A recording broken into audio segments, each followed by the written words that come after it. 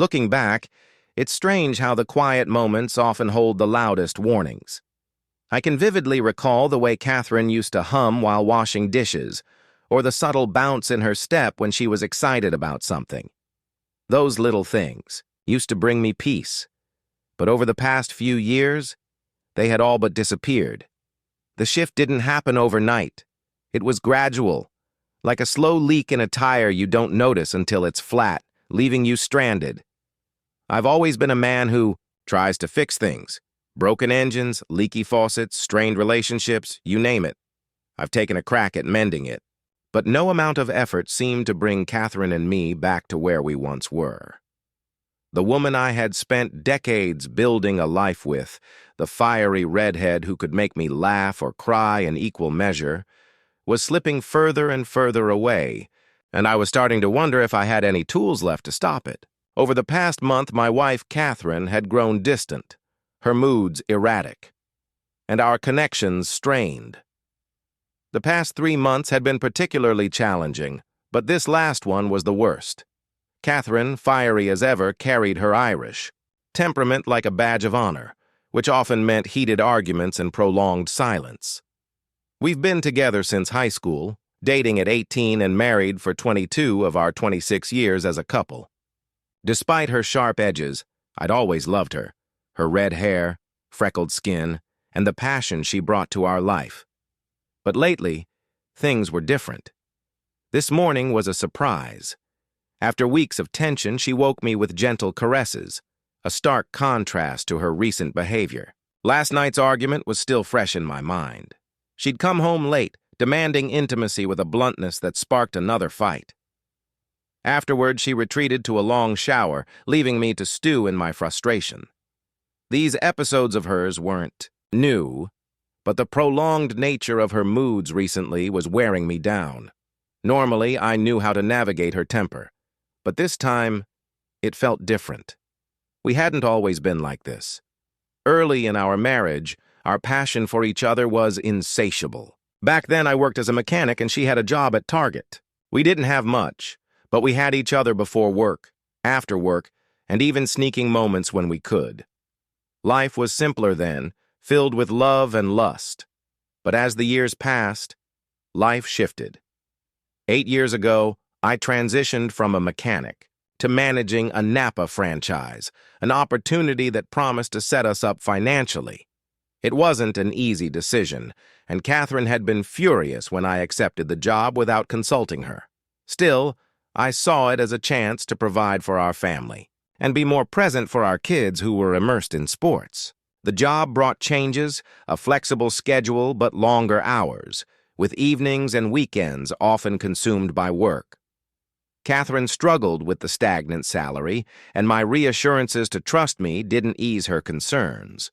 Over time, her frustrations grew, and so did the distance between us. 2 years ago, I began noticing a change in her. She became more irritable, her temper sharper, and her words sometimes cutting. Attempts to address it led to fleeting improvements, but the underlying tension always returned. Meanwhile, the business was thriving. We'd expanded to 4 locations, and I was proud of what I'd built. But the success came with sacrifices. Our relationship suffered, and home became a place of tension rather than comfort. Catherine, now managing an insurance office, seemed overwhelmed by the stress of her role. When I asked her what had changed, she'd either shut down or lash out, leaving me with more questions than answers. This morning's unexpected intimacy stirred something in me as I showered her words from earlier. "I like how you do it," lingered in my mind. She'd said it countless times before, but today it felt different, almost hollow. I couldn't shake the unease.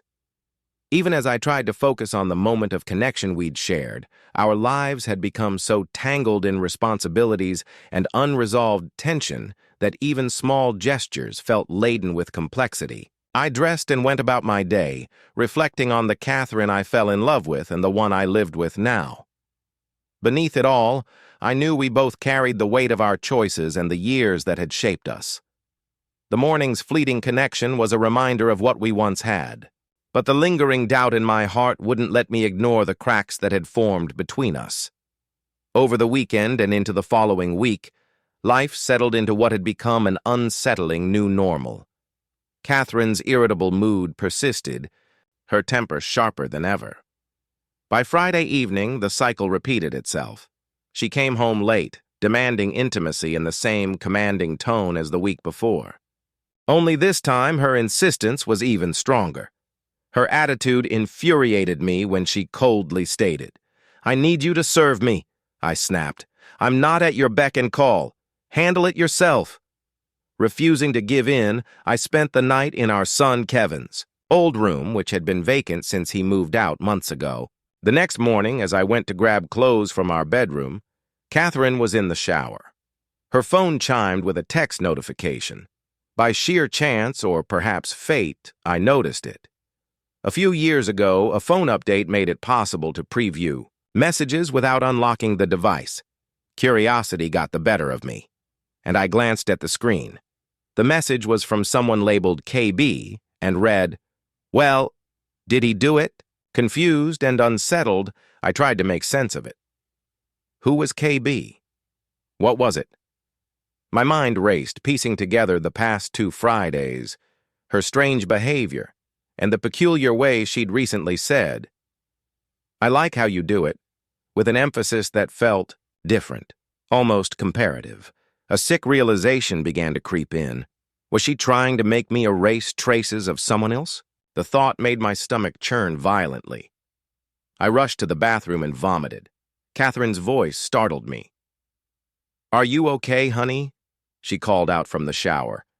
I glanced at her briefly, her wet hair clinging to her face, water dripping from her body, but the sight only deepened my nausea. "I think I'm coming down with something," I muttered, needing an excuse to avoid her and gather my thoughts. She reached out to check my forehead, but I stepped back. "Stay away. I don't want you to catch whatever this is," I insisted before retreating to Kevin's room, feigning illness to avoid her. My thoughts spiraled as I lay there, replaying the past few months and even the last 2 years. Had she been unfaithful? The suspicion gnawed at me. My high school sweetheart, my wife of over 2 decades. Was she no longer mine? I needed answers, but most of all, I needed proof. That afternoon, I devised a plan.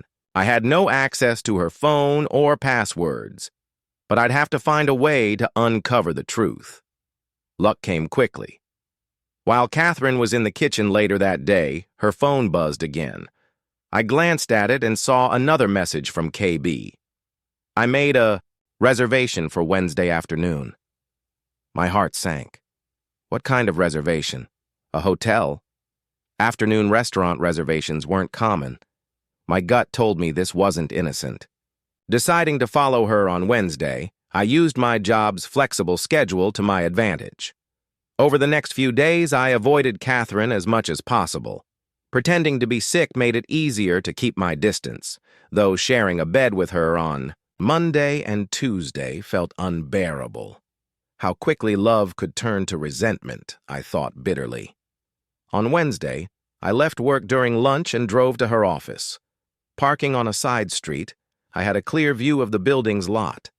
My stomach twisted with anxiety as I waited. Hours passed with no sign of her leaving, and I began to second-guess myself.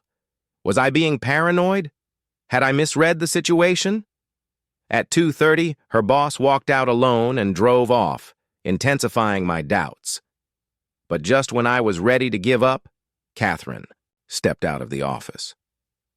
My heart pounded. Every instinct told me this wasn't innocent, and I was determined to find out the truth. It all came to a head that afternoon. Was Catherine's meeting with her boss innocent, or was my suspicion right? I stayed back, watching as she left work and drove straight to a motel.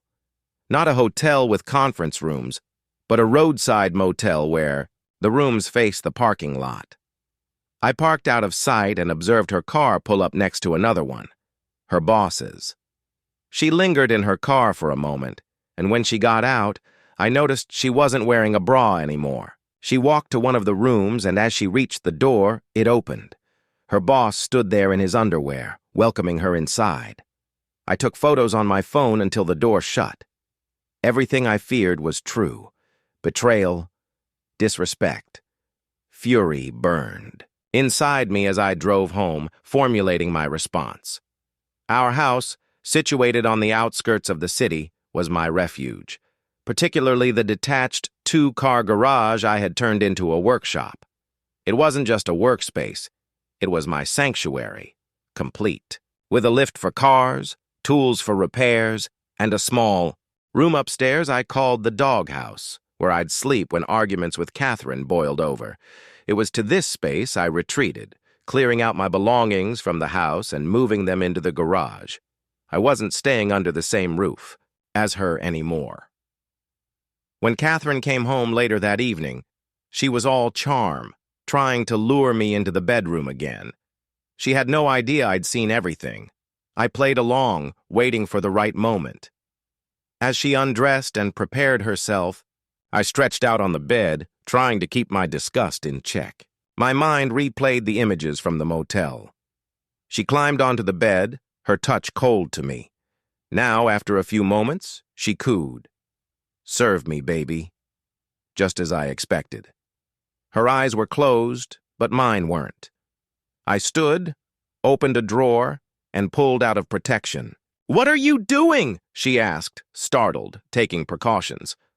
I replied calmly, "I don't know where you've been." Her face turned red with rage, and she exploded, hurling insults at me, her voice full of venom. "You're nothing, a pathetic auto parts manager who hasn't even asked for a raise in years." I dressed quietly as she ranted, her words confirming what I already knew. She didn't respect me. Everything I had done, sacrifices for her, for our family, meant nothing to her. Once I was dressed, I left without another word, retreating to the doghouse. Minutes later, she was in the garage, screaming at me to come out. I ignored her, locking the door and moving furniture in front of it. That's when I smelled gasoline. I peered out and saw flames spreading through the garage. Catherine had lit it on fire. Panicked, I unlocked the door and climbed out a second-story window onto the roof.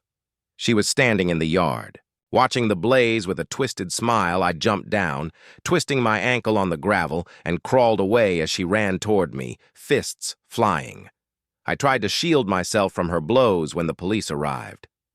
One officer called for the fire department, while the other restrained Catherine, who screamed, "Burn in hell, you bastard, your precious doghouse is gone." The officers separated us, taking statements. Catherine was arrested for domestic violence, arson, and potentially attempted murder. Later secured a restraining order, barring her from coming within 150 yards of me, our home, or my workplace. Catherine remained in jail awaiting arraignment, and I began piecing my life back together. That evening, I explained everything to our children. Caitlin, our youngest, wasn't surprised. She'd seen her mother's temper for years and offered me a comforting hug. Kevin, older and more reserved, was furious, but said little. I reassured them both, apologizing for the chaos. Despite everything, my priority was clear. My kids. They were the reason I'd worked so hard to provide a stable life, and they were the reason I would move forward from this nightmare. Irish luck may have set this chain of events in motion, but it also gave me the strength to end it. The following Monday, I met with another attorney at the firm and initiated the divorce process. When I returned home, a police car was parked in the driveway. Catherine had been allowed to retrieve some personal belongings under police supervision. She had evidently posted bail, likely with her lover's assistance. I read the order aloud to her before turning and walking away. That weekend was quiet. I began clearing the remains of my garage, salvaging what I could. Most of my tools survived, but the diagnostic equipment was destroyed. When I contacted my insurance agent, he explained that the claim might face complications since Catherine shared ownership of the garage. Resolving that would be a future battle as I worked. I reflected on our relationship. Catherine had been my first love, and until now, my only one. But I was clearly not hers. Trust was a foundation for me, and her betrayal had demolished it. Forgiveness wasn't an option. I held grudges, and this level of disrespect was unforgivable. Still, I needed answers. Was Carl the first? What led to this? Did her behavior stem from my shortcomings? Or had Carl fed her a narrative that diminished me in her eyes? Curiosity drove me to investigate Carl Benson. A quick internet search revealed that he was hired 2 years ago to oversee her company's 4 locations, allowing the owner to retire. Coincidentally, this was around the time Catherine's demeanor changed. Carl, a divorced father of 3, lived about an hour away. His history raised more questions about how long this had been going on. Determined to learn more, I decided to contact the company's owner, a man I'd known casually over the years. He often serviced his cars at my old garage, and was someone I respected. Reaching out to him went on my Monday to-do list. On Sunday evening, Catherine called, her tone surprisingly apologetic. "Kurt, I'm so sorry for everything, especially the fire," she began. So I replied flatly. "Can I come home?" she asked. "No, I have a restraining order," I said bluntly. "I know they told me about it when Mom and Dad bailed me out," she admitted. "Good for them," I said coldly. "I'm not interested in talking," she pleaded, claiming her actions were a mistake, a one-time lapse in judgment. When I mentioned seeing her at the motel with Carl, she fell silent before trying to deny it. I hung up, unwilling to entertain more lies. Later that evening, her father came to my door. He was a kind man I'd known for over 25 years, almost a second father to me. He appeared confused, seeking clarity. "She told me you had a fight and kicked her out," he said. "Half true," I replied before explaining the fire and her infidelity. His face darkened with disbelief and pain. "How long?" he asked softly. "Not sure, but things have been off for 2 years and the past 3 months were unbearable," I admitted. He left, devastated. Hours later, I received a brief text from him. "I'm sorry," Catherine must have confessed.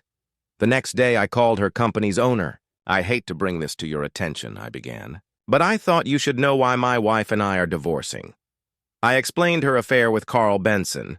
The owner was disappointed but not surprised, mentioning he'd had misgivings about hiring Carl.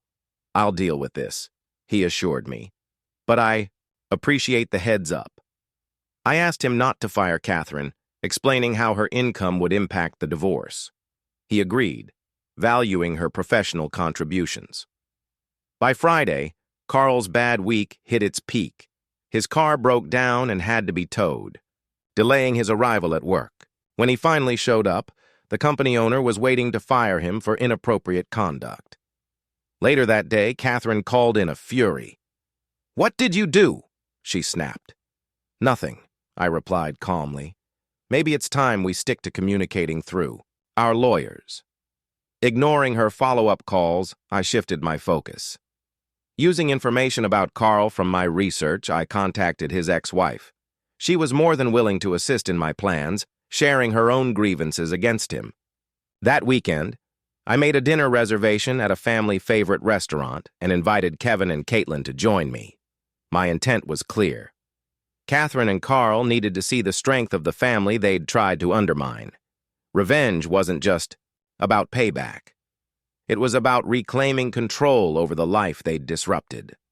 Months after filing for divorce, everything began to fall into place.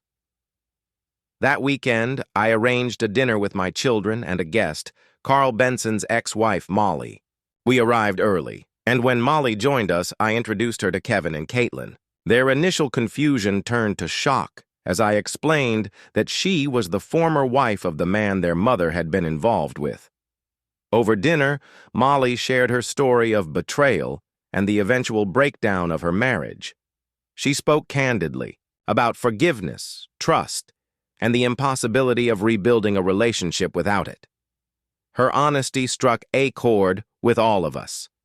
By the end of the evening, My children were engaged in the conversation, asking questions and sharing their own observations about the changes they had noticed in their mother over the past year. It was eye-opening and painful to learn how much they had suspected long before I had. After dinner, Molly and I stayed out for a few hours, dancing and talking. While she invited me to her hotel room later, I declined. As tempting as the idea of revenge through a fleeting romance was, I wasn't ready. The next morning, we met for breakfast, where a familiar waitress noticed the absence of my wife. Though I could see judgment in her eyes, Molly and I laughed it off, knowing word would get back to Catherine. Unsurprisingly, Catherine called days later, furious about the dinner and breakfast with Molly. Her anger only deepened when I reminded her that she'd forfeited the right to question me the moment she betrayed our marriage. Shortly after, I learned from my attorney that Catherine had finally signed the divorce papers, likely after consulting her father. Our first interaction, post-split, was at Caitlin's graduation. Though we avoided each other during the ceremony, Catherine found an opportunity to confront me later, questioning my relationship with Molly.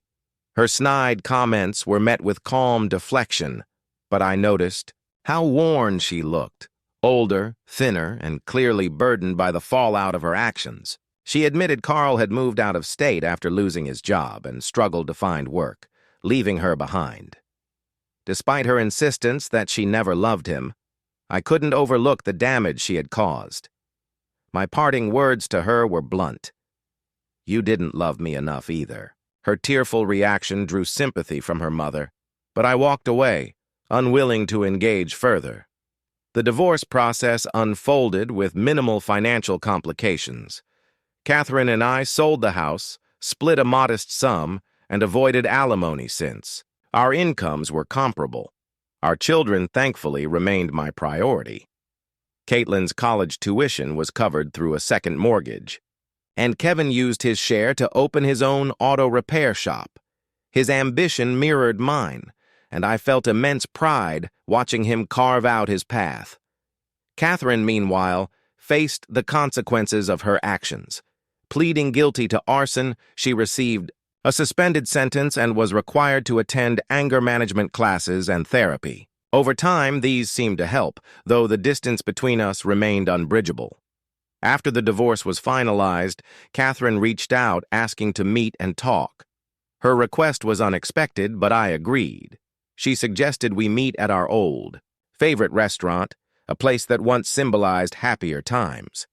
For the first time in a long while, I wondered if closure might finally be within reach.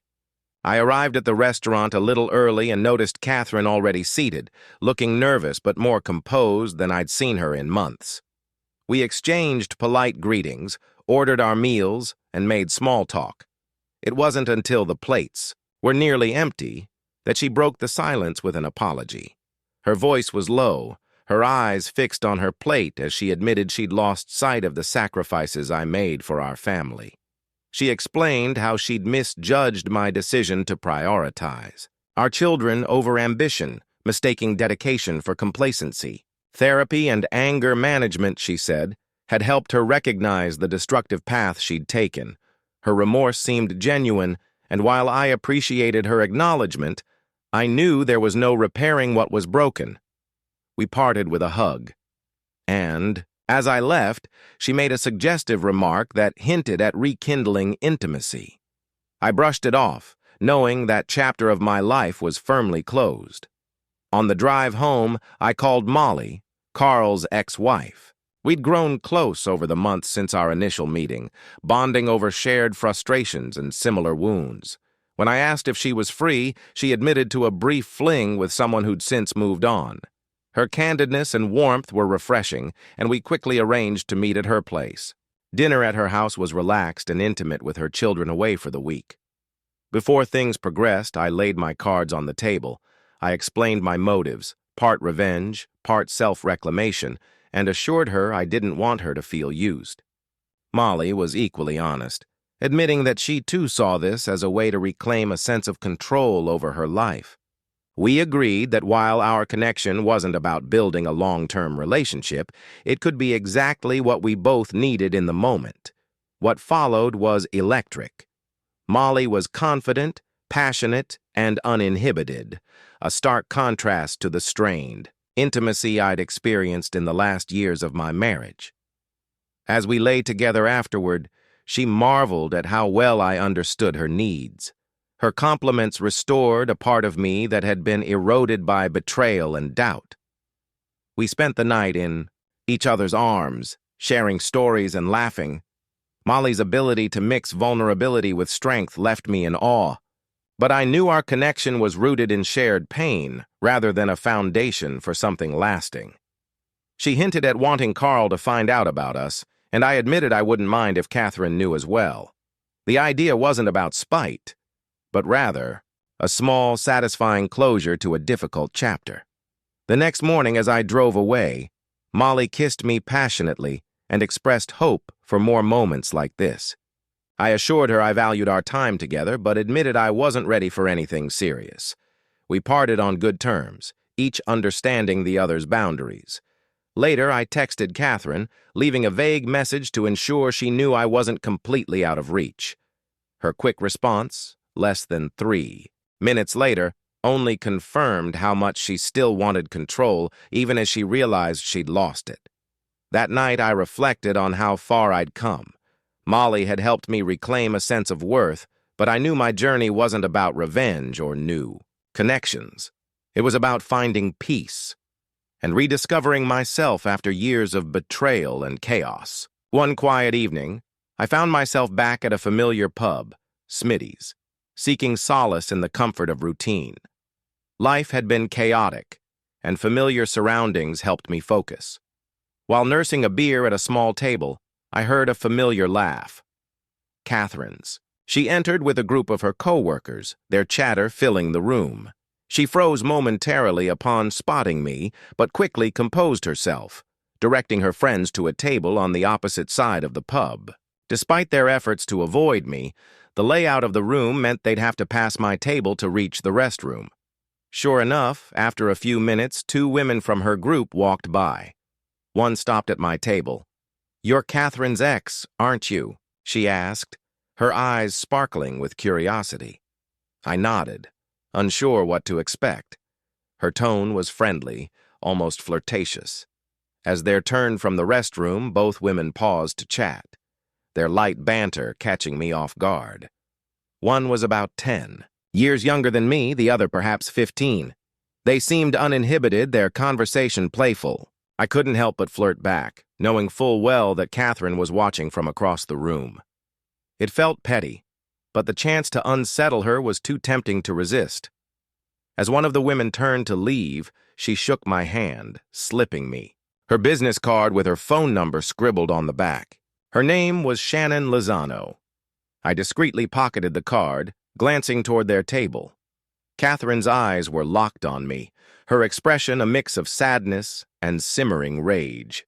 I'd seen that look countless times during our marriage, but now it held no power over me. Reflecting on our relationship, I couldn't deny I had loved her deeply. Part of me still did, but living with her was like residing at the base of an active volcano, always on edge, waiting for the next eruption. I endured it for years, blind to the toll it took because love made me willing to accept almost anything. It wasn't until her betrayal that I finally saw the cracks in our foundation. My thoughts turned to the business card in my pocket. Maybe I'd call Shannon. Maybe I wouldn't. Revenge was still a lingering temptation, but I wondered how much longer. I'd let it dictate my actions. For now, it was enough to know I was free. Free to choose, free to rebuild, and free to move on one small step at a time. Was I in a better place now? Maybe. Ignorance might not be bliss, but distractions helped. Finishing my beer at Smitty's, I left a tip on the table and walked out without glancing toward Catherine's table, unwilling to let her see the emotions brewing beneath my calm exterior. Late Saturday morning, I pulled Shannon's business card from my pocket and dialed the number she answered with a mix of curiosity and warmth. Our conversation was brief but straightforward, leading to plans to meet that evening at the same bar. I hadn't been on a date in over 25 years, and the prospect both excited and terrified me. Arriving at Smitty's dressed slightly sharper than necessary, I wanted Shannon to see the effort I'd put in. Our conversation flowed easily, and as the evening progressed, I gathered the courage to ask why she wanted to meet me, despite working with my ex-wife. She candidly shared that Catherine, long before her affair, had spoken highly of me during office conversations, details that piqued Shannon's curiosity. Shannon's playful flirtation left little doubt about where the evening was headed. Back at my place, our connection deepened as we shared a passionate night together. Her post-coital praise echoed a familiar phrase. "I like how you do it." While the compliment stroked my ego, it also dredged up memories of Catherine and her betrayal. Sunday morning was spent lazily in bed, followed by lunch at a local restaurant. Before parting ways, Shannon made me promise to call her again, and I readily agreed. On my way home, I discovered another surprise. A note from the waitress at Smitty's tucked into the bar receipt with her number. It seemed I'd stumbled into a new reality where dating worked differently, and I wasn't sure if I was ready to keep up. By Monday, I found myself back at Smitty's, this time chatting with Helen, the waitress. Her warm demeanor and quick wit intrigued me, and we made plans for her day off. The same day, another call came in. Bethany, one of the women who had briefly stopped at my table with Shannon, was reaching out. After hearing from Shannon about our weekend, she decided to ask me out herself. I agreed, wondering how long this unexpected wave of attention would last. The week unfolded with a whirlwind of dates. Wednesday with Helen was delightful, and Saturday with Bethany proved just as thrilling. Each woman brought something unique to the table, and while I wasn't looking for anything serious, their companionship boosted my confidence in ways I hadn't anticipated. By the time Molly invited me over for dinner on Sunday, I was genuinely enjoying the newfound freedom of single life. Of course, it wasn't long before Catherine caught wind of my escapades. On Monday evening, she called, her familiar tone laced with irritation. She demanded to know why I was dating younger women, particularly those from her office. Her frustration amused me, especially when she revealed that her coworkers whispered behind her back, calling her a fool for letting me go. I countered calmly, reminding her that we were no longer married and I was free to date whomever I chose. While her protests escalated, I refused to entertain her demands. I assured her that I wasn't dating anyone to spite her, though I acknowledged any discomfort it caused her as an unintended perk. Her frustration boiled over, culminating in a sharp, "You're an idiot," before she hung up.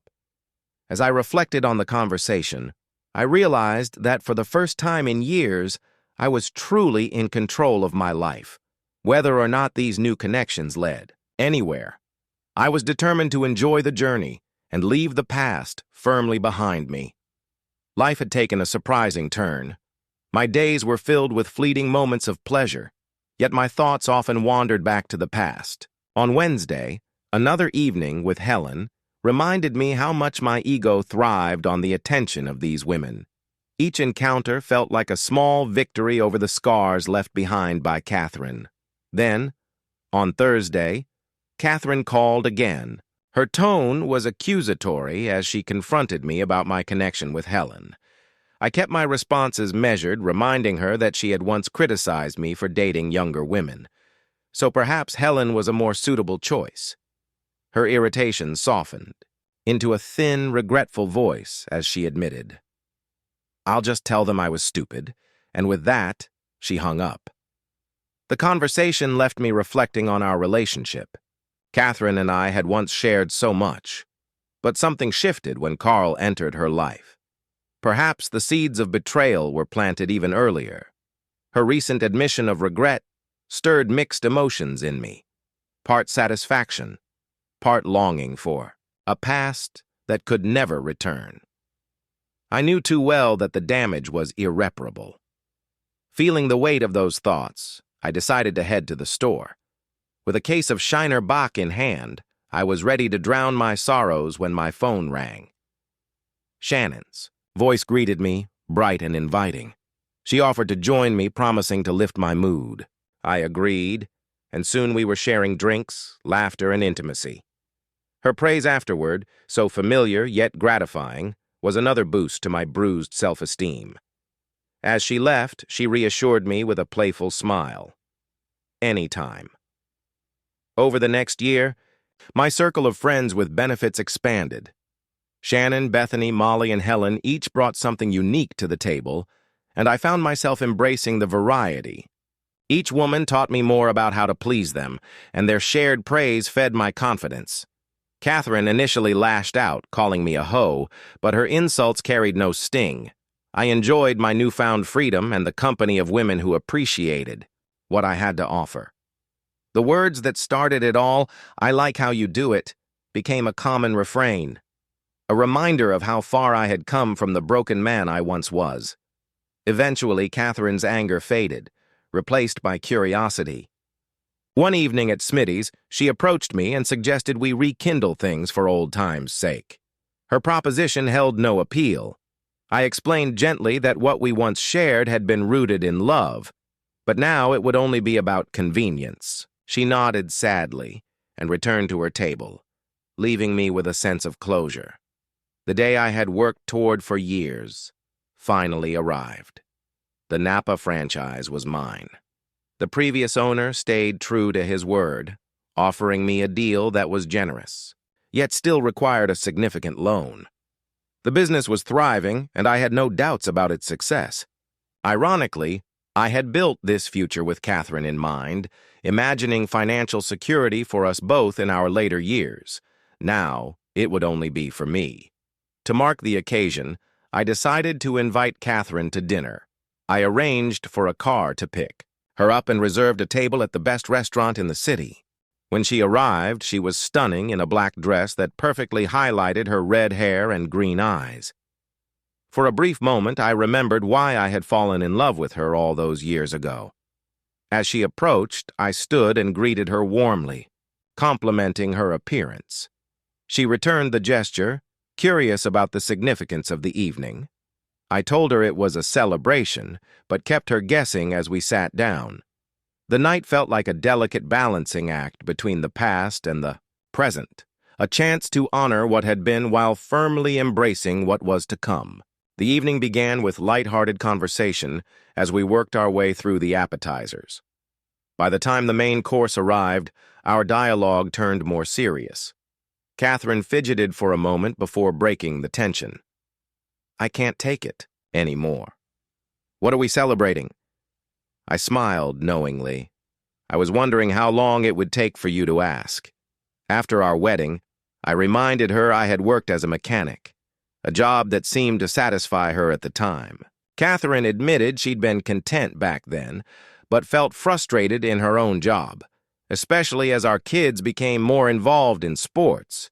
She recalled how her rigid work schedule had limited her ability to participate in their activities. That's why I thought the Napa job, with its flexible hours, would be a positive change, I explained. She sighed, acknowledging her reaction at the time. "I remember exploding at you when you brought it up, and I told you it would pay off in the long run." I continued, my voice calm but firm. "I took that job for us, for our kids, for their dreams, and for a better future." Catherine looked down, sadness evident on her face. "And I destroyed it," she whispered. "That's not why I asked you here tonight," I said. "This isn't about rehashing the past." Her hopeful expression encouraged me to continue. "Today I signed the papers to purchase the Napa franchise," I announced. "I now own 4 stores." Her face reflected a mix of shock and disbelief. I reassured her, explaining how the business would provide financial stability for years to come and create a legacy for our children and future grandchildren. The pride in my voice was unmistakable. Catherine's expression shifted to deep regret. Tears welled up as she confessed. "Carl told me you were a failure. No ambition, no goals, no future. I believed him, and because of that, I lost respect for you and us." It became easy to say yes to him when he promised me something better. I ruined everything. Her voice broke as she apologized, tears falling freely. You were a great husband, an incredible father, and the best lover, and I threw it all away. I'm so sorry, Kurt. I hope you can forgive me. Overwhelmed, she excused herself to the restroom. Watching her retreat, I felt a pang of sympathy, but knew I couldn't console her.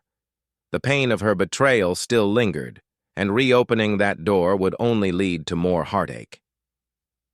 When Catherine returned, she looked composed but fragile. I stood, letting her know the bill was paid and offering to drive her home. The car ride was quiet, filled only with her quiet sobs. At her apartment door, she hesitated, inviting me inside. I declined, gently but firmly. We can't go back there, I said. She nodded, tears brimming, and closed the door. The following years were a whirlwind of work and fleeting relationships. My reputation with women seemed to spread, and I found myself enjoying a steady rotation of companions. Though I made no promises, I ensured every encounter was safe and consensual. Catherine and I remained in contact, primarily about our children. When Kevin announced his engagement to Amber Williams, a client who had visited his shop, our conversations increased. Kevin, ever cautious, hesitated to commit until his business gained stability, but his connection with Amber was undeniable. On the day of their engagement party, held in a rented room at the Sheraton Hotel, I arrived early to help Kevin set up. Catherine came in as we were finishing preparations, still looking striking after all these years. She approached me at the punch bowl with a wistful expression. "We never got engaged, Kurt," she said softly. "No, but everyone knew we were together," I replied. "Do you remember how you proposed to me?" she asked. "Of course," I said, smiling faintly. "Some things, no matter how much time passes, stay with you forever." Resentment and frustration often simmered beneath the surface when Catherine and I crossed paths. At Kevin and Amber's engagement party, she managed to reignite those feelings. Her sharp tone carried an air of condescension as she suggested we be cordial, a habit from our marriage that grated on me. Despite occasional moments of genuine regret, Catherine's old temper and coldness often resurfaced, leaving me caught between conflicting emotions. As the party unfolded, Kevin and Amber greeted their guests warmly. Laughter and conversation filled the room, but one voice stood out: Amber's calling for her mother. I turned and saw a striking woman dressed in a floral sundress that accentuated her graceful figure. Her golden blonde hair and deep blue eyes made an immediate impression. Kevin noticed my reaction and quickly pulled me back to reality, warning me off with a smirk. He explained that Amber's mother, Elise, was deeply religious and wary of men after her husband's infidelity, making her unlikely to give me a chance. Still, Kevin introduced me to Elise, and I couldn't help but admire her poise and radiant smile. As we exchanged pleasantries, Catherine appeared, interrupting the moment to assert herself in typical fashion. She joined the conversation with Elise, leaving me to step aside. It was Catherine's way, always inserting herself at the wrong time. Recognizing the need to maintain a good first impression, I decided to distance myself for the time being. Throughout the party, I mingled with guests, many of whom teased me about my reputation with women. Some interactions were friendly, while others were awkward, but Catherine couldn't resist creating chaos. At one point, she undermined me in front of a divorced guest, Charisse, hinting at my supposed promiscuity. Frustration boiling over, I excused myself and led Charisse away to escape Catherine's interference. Though I had no romantic interest in Charisse, it served as a pointed gesture to irritate my ex. Later, I finally managed to speak to Elise privately. Her initial skepticism was evident as she acknowledged my reputation, her tone sharp and cautious. She expressed her concern for Amber's happiness and emphasized the importance of faithfulness in marriage, clearly shaped by her own experiences. I reassured her of Kevin's integrity, proudly highlighting his work ethic and commitment to Amber. Gradually, her demeanor softened, though her wariness remained. As we spoke, Elise suggested we clear up any misconceptions between us. Her reluctance to trust me was understandable, given her past, but I urged her to allow us a chance to talk openly. After some hesitation, she agreed, proposing a meeting.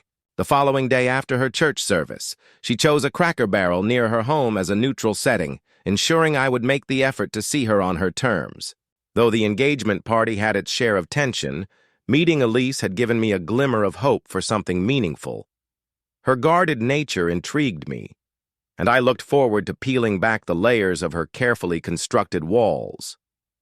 Elise had shared the details of her church, including the service time and location, and I agreed to meet her there. Throughout the remainder of the engagement party, our glances occasionally met across the room. I suspected I intrigued her, even if she viewed me with skepticism. I was perhaps a puzzle she wasn't sure she wanted to solve. As the party drew to a close, Catherine approached me, her tone laced with concern. She voiced her worries about Kevin and Amber rushing into marriage, citing their relatively short courtship of just 18 months. I calmly reminded her that while quick relationships might present challenges, even long-term ones like ours weren't guaranteed to last. Ultimately, commitment mattered more than time. My response left Catherine pensive, clearly reflecting on her own choices, though her regret was palpable. I found a strange sense of satisfaction in knowing she still grappled with the consequences of her actions. The following morning, I woke early and prepared carefully for the day ahead. Dressed in a suit, I made the hour-long drive to Elise's church, arriving well before the service. The sanctuary was starkly different from the Catholic churches I was accustomed to. Gone were the ornate stained glass candles and solemn altars. Instead, a simple platform with a cross stood at the front. The casual attire and coffee-carrying congregation made me feel overdressed and out of place, but I was determined to see the morning through. As the service began, I scanned the room, wondering if Elise had decided not to attend. Then I spotted her singing with the worship team. Her voice carried effortlessly, commanding the room, and when our eyes finally met during the third song, she smiled warmly. After the music ended, she joined me in the pew, her presence both comforting and disarming. I confessed to feeling overdressed, and she suggested I remove my jacket. Following her advice, I began to feel slightly more at ease. The service, while foreign to me, was relaxed and engaging. Elise introduced me to the pastor afterward, along with several members of the congregation, referring to me as Amber's future father-in-law. Her hospitality surprised me, given her earlier skepticism. At Cracker Barrel, our conversation began lightheartedly, but shifted as we finished our meal. Elise's tone turned direct as she confronted me about my reputation. She accused me of being a womanizer, someone who pursued women only, to abandon them once he got what he wanted. Rather than take offense, I calmly clarified. By her definition, I wasn't a womanizer. I explained that I hadn't actively sought women, but had simply responded when they approached me. I recounted my story with honesty. Catherine, whom Elise had met at the party, had been my wife for over 2 decades. Toward the end of our marriage, she began an affair with her boss, treating me with disdain for months before I uncovered the truth. When I confronted her, the situation escalated dangerously. She attempted to set fire to our garage with me inside. That betrayal marked the end of our marriage and the start of my life as a divorced man. After the divorce, women started approaching me, likely fueled by conversations Catherine had about me. Their curiosity about my reputation led to a string of encounters. But I made it clear that I never pursued anyone. Instead, I saw these interactions as mutual agreements where I valued their company and sought to make them feel special. I admitted to enjoying the connections, but also emphasized that I never turned anyone away, regardless of appearance or background. As I spoke, I could see Elise processing my words. I ended by expressing my regret if my actions offended her values. But I felt it was important to be truthful. Whether or not she accepted my explanation was up to her, but I hoped she would at least see me as more than the rumors suggested. Elise fixed her gaze on me with a hint of skepticism, her tone sharp as she asked, "And where exactly do I fit into all this?" I took a moment, gathering my thoughts. "Elise, you're an extraordinary woman. It's clear you've endured as much as I have. While I turn to communication and connection, I've heard you shut yourself off from men entirely after your husband's betrayal. I want to meet someone who values monogamy, someone I can trust and build a life with. I'm still searching for that one woman who could be my forever." She studied me carefully. "What about Catherine? Didn't she want to reconcile? Couldn't you just forgive and forget?" I shook my head slightly. Forgiveness may be possible someday, but forgetting is out of the question. Once trust is broken, the relationship is tainted. You start questioning everything, where they are, who they're with. That constant doubt makes rebuilding impossible. Elise nodded, her voice softening as she admitted her own struggles. Her ex had wanted to sweep everything under the rug and carry on, but she couldn't do it. Not for him, and not for herself. The betrayal had shattered her self-esteem, and she wasn't willing to risk being hurt again. I agreed, sharing how, while I had continued spending time with women, I never let them get close to me emotionally. She acknowledged the similarity, but pressed further, asking again where she fit into my world. "I think we're both working through trust issues," I said.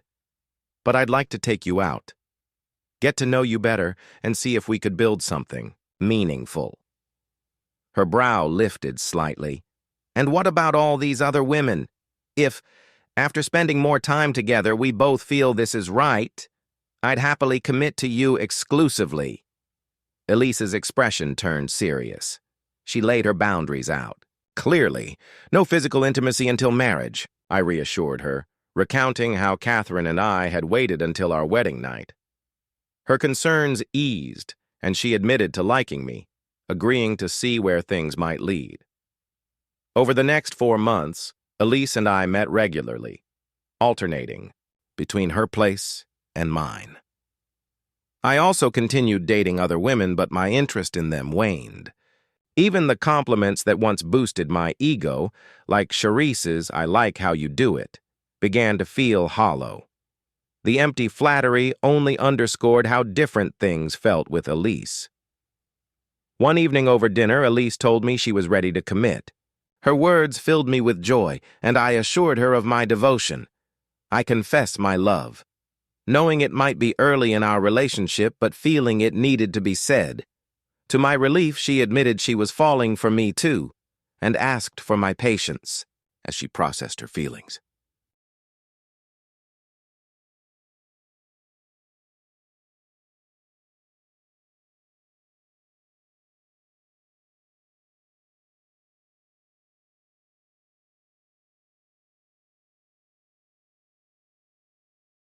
That patience paid off as our bond deepened. I found myself in the happiest place I'd been in years. Then one day, Catherine called, her voice unusually cheerful. She suggested we meet for dinner, explaining she had something important to discuss. When I asked if she wanted to go out, she insisted on privacy, offering to cook my favorite meal, roast beef with vegetables. Her offer left me curious, if not slightly wary. I agreed, promising to bring wine, though I couldn't shake the feeling she had an ulterior motive. After hanging up, I called Elise to share the news. "She's probably planning something related to the wedding," Elise suggested. "Call me later and let me know what's going on."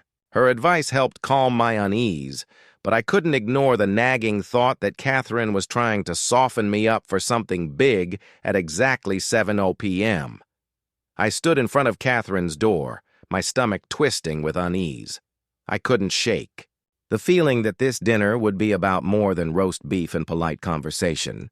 She greeted me warmly, and we settled into small talk as we worked through the meal. But as the plates emptied, Catherine finally revealed her true reason for inviting me over. She admitted that Kevin's upcoming wedding had stirred memories of our own. Her tone softened as she reminisced about our early days, how we'd met, fooled around, and laughed endlessly. Even without crossing certain lines, I agreed. Those times were good, though I could sense where the conversation was heading. She began asking questions I had hoped to avoid. What had gone wrong between us? Why had we fallen apart? She mentioned overhearing Shannon and Bethany at work, both reflecting on their brief encounters with me. Catherine surmised that I'd grown tired of my so-called rounds. Her words hinted at a longing for reconciliation, and she finally asked outright if we could try again. It was a painful moment, but one I had prepared for. Over time, I had realized the importance of forgiveness, not for her sake, but for my own. Calmly, I told her, "I forgive you." The relief on her face was immediate, but before she could take it as an invitation, I clarified. Forgiveness didn't mean forgetting. Trust was broken, and it couldn't be rebuilt. Tears welled in her eyes as she pleaded for another chance, expressing her regret for all she had done.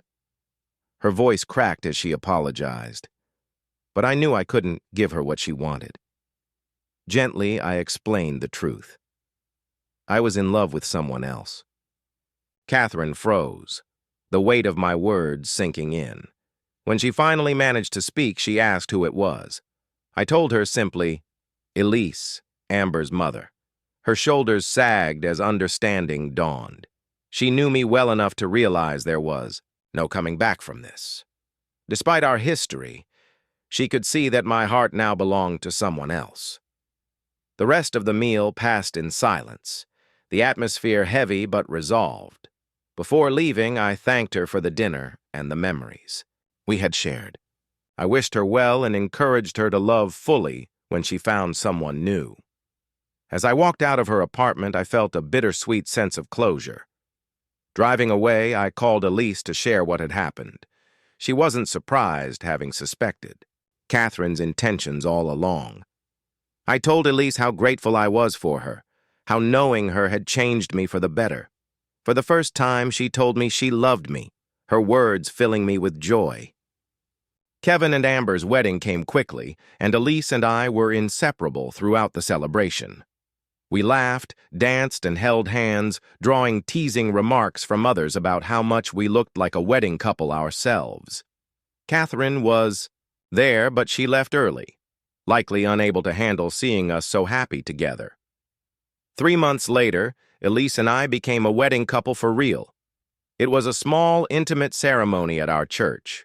Filled with family and friends, Catherine didn't attend, citing a scheduling conflict, though I suspected it was her way of avoiding the reality of my new life. Years later, she found someone new, and I genuinely hoped it would work out for her. As for Elise and me, our bond only deepened. On our wedding night, as we lay together, she whispered the familiar phrase, "I like how you do it." This time, though, the emphasis was on the word like a quiet testament to the love and trust we had built together. Life had come full circle. Standing on the porch of the home Elise and I built together, I marveled at the quiet peace that now defined my days. The chaos and heartache of the past had faded, replaced by the warmth of love and a future filled with hope. Elise joined me, her golden hair glowing in the setting sun.